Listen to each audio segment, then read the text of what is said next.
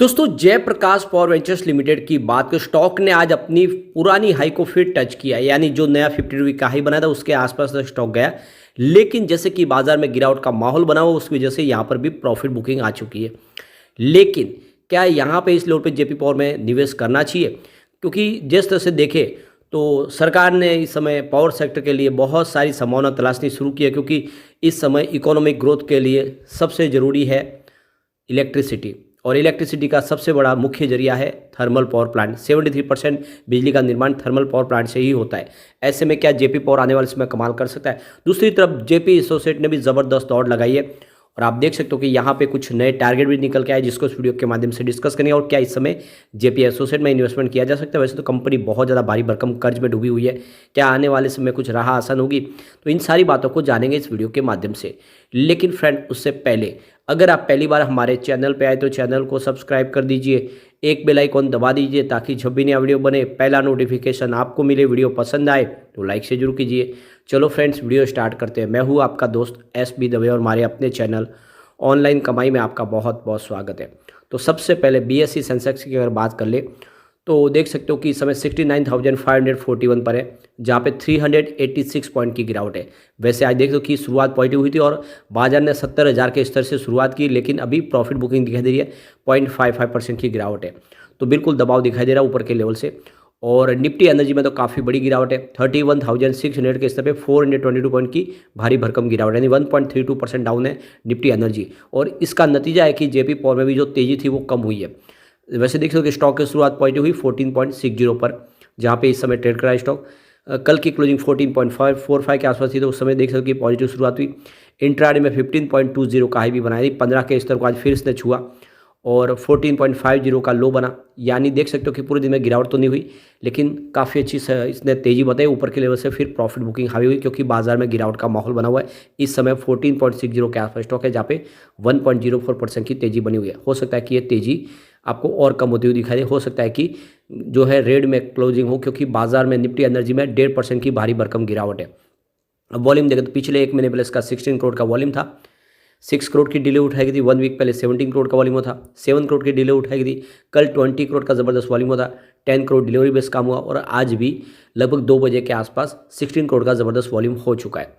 अब आप ये देख ही सकते हो कि यहाँ पे आप समझ सकते हो इसकी जो 50 रुपये का जो लो है वो 5.15 का है, लेकिन जो हाई है वो 15.30 का है। और आज इसने देख सकते हो कि 15.20 का हाई भी बना दिया है। यानी इसने जो 50 रुपये का हाई बनाया उसके आसपास स्टॉक पहुंच चुका है। अब इसके ऑल टाइम अगर आप रेंज देखें स्टॉक की तो 35 पैसे इसका लो है, इसका लाइफ टाइम लो, लेकिन जो हाई है वो 143 का है। तो उस लेवल से देखो तो स्टॉक अभी बहुत नीचे, आने वाले समय में उस लेवल को फिर से टच कर सकता है जो 2008 के पहले था। इसकी परफॉर्मेंस अगर आप देखें तो 5 दिसंबर को स्टॉक 13.55 के आसपास, जहाँ पे 5.4% की तेज़ी बनी। 6 दिसंबर की बात करें क्लोजिंग 13.85 के आसपास रही, जहाँ पे 2.2% की तेज़ी बनी। और 7 दिसंबर की बात करें क्लोजिंग 13.95 के आसपास, जहाँ पे 0.7% की तेज़ी बनी। लेकिन 8 दिसंबर को फिर से कुछ गिरावट हुई, 13.85 के आसपास स्टॉक आए 0.7% की गिरावट के साथ। लेकिन 11 दिसंबर की बात करें क्लोजिंग 14.45 के आसपास, जहाँ पे 4.3% की शानदार तेज़ी बनी। तो आप ये देख ही सकते हो कि पिछले 4 पार्ट ट्रेडिंग सेशन में यहाँ पे जो तेज़ी है वो कम से कम 10 से 12% की बनी है। काफ़ी अच्छा प्रदर्शन किया है। 13.5 से स्टॉक आप देख सकते हो कि 15 को इसने आज क्रॉस किया। अब पूरे बाजार में वॉल्यूम के मामले में जेपी पावर नंबर 5 पे था। काफ़ी भारी वॉल्यूम में काम काज हो रहा है। इसके बीच में एक चौंकाने वाली खबर निकल के आ रही है। तेलंगाना में नई गवर्नमेंट बन चुकी है कांग्रेस की। अब उन्होंने जो वादा किया था कि 200 यूनिट बिजली फ्री देंगे सबको, और अब इसी को लेकर प्रॉब्लम क्रिएट हो रही है कि ये जो 200 यूनिट बिजली फ्री दी जाएगी तो जो डिस्कॉम है वो सारे के सारे भारी कर्ज में डूब जाएंगे। पैसे कहाँ से आएंगे? इसी को लेकर अब वहाँ पे माथापच्ची शुरू हो चुकी है कि ये जो एक वादा है ये बहुत भारी पड़ सकता है, क्योंकि बहुत सारा पैसा लगने वाला है। डिस्कॉम ऑलरेडी बहुत ज़्यादा अभी उसके ऊपर कर्ज है, और ये जो अभी गृह ज्योति स्कीम के तहत 200 यूनिट फ्री देनी है, तो वहाँ पे अब एक तरह से देखें तो जो पावर सेक्टर की कंपनियाँ वो बहुत ज़्यादा टेंशन में आ चुकी है कि ये एक वादा है जो आने वाले समय पावर सेक्टर को बहुत मुसीबत में डाल सकता है। और आने वाले समय हो सकता है कि फिर बिजली कटौती शुरू हो जाए, क्योंकि जिस तरह से अगर डिस्कॉम अगर पैसे नहीं चुकाएंगे कंपनियों को तो पावर कंपनियाँ उनको समय पे बिजली नहीं दे पाएगी, और काफ़ी बड़ी अमाउंट चाहिए यहाँ पे। तो यहाँ पे जो अपडेट निकल के आ रही है ये वेणुगोपाल की तरफ से जो कहा गया है कि करीब 4,800 करोड़ की भारी भरकम रकम हर महीने चाहिए इन बिजली के बिल को चुकाने के लिए, अगर ये सरकार को अपनी तरफ से देना होगा, और ऐसे में आने वाले समय प्रॉब्लम आ सकती है। तो यहाँ पे फ्राइडे के दिन चीफ मिनिस्टर के सामने पावर फाइनेंस कंपनियों की तरफ से और देख सकते हो कि मिनिस्टर की तरफ से यहाँ पे हर बात का यहाँ पे खुलासा किया गया है कि बहुत सारा करीब 81,000 करोड़ का भारी बर्डन है और आने वाले समय ये और बढ़ सकता है। तो ये जो बड़ी बात है कि इस समय जो सरकार फैसले लिए उसकी वजह से पावर सेक्टर के लिए प्रॉब्लम हो सकती है और पावर कंपनियों के लिए भी हो सकता है कि उनको काफ़ी ज़्यादा लॉस हो जाए। एक बड़ी अपडेट है जो खुशी की है, देख सकते हो कि उत्तर प्रदेश में करीब 18,000 करोड़ का कोल बेस्ड पावर प्लांट के लिए खर्च करी है सरकार, क्योंकि जिस तरह से ऊर्जा की जरूरत बढ़ रही है उसको पूरा करने के लिए जो मुख्य जरिया वो कोल बेस्ड पावर प्लांट है और उसके लिए सरकार वहाँ पे नया निवेश करने जा रही है। तो ये एक अच्छी खबर है जिससे कह सकते हैं कि आने वाले समय इस पावर सेक्टर की इन सारी कंपनियों को बहुत सारा बेनिफिट हो सकता है। अब जयप्रकाश एसोसिएट लिमिटेड की बात करें तो 21.65 पर स्टॉक है, जहाँ पे 2.36% की शानदार तेजी बनी है। वैसे इंट्राडे में इसने 23 का हाई बनाया, आप देख सकते हो कि बहुत ही शानदार प्रदर्शन किया है और ये एक नई हाई पे स्टॉक पहुंचा है।